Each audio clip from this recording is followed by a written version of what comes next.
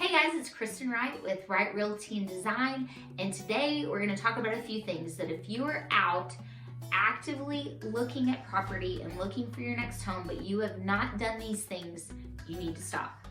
The first one is if you have not talked to a lender or a bank to get pre-approved, there is no sense in looking right now. The things that you're going to see on the market probably won't last over the weekend. Much less to give you enough time to talk to the lender, get pre-approved. That involves usually an online application, some paperwork, all that good stuff. So that needs to be your number one step before you even start looking, is to get pre-approved. A, you need to be ready to go once you find a house to make an offer on that you love.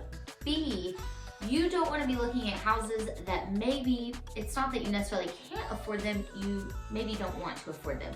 We don't want to fall in love with something that's going to make you what we call house poor, meaning you can't afford it, but all your spare money, all the extra money goes towards the house, rather than you keeping a little bit for savings and to save for rainy day, or maybe just to hang out and do fun stuff on the weekends.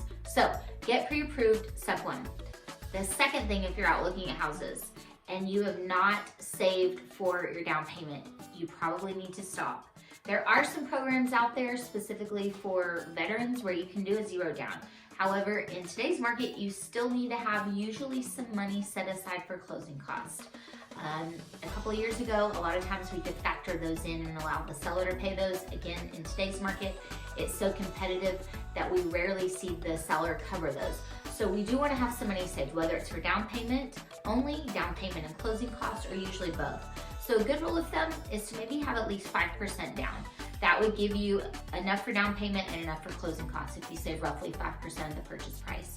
The third one isn't necessarily a to-do, but my personal opinion, so take it for what you want it. But the number one thing in my opinion to stop doing is to stop comparing. It's so easy, and I see this happen a lot, especially with social media. We see our friends, we see our family, we see the things we're buying and that they're buying and affording, and our tendency is to want to keep up. Don't do that.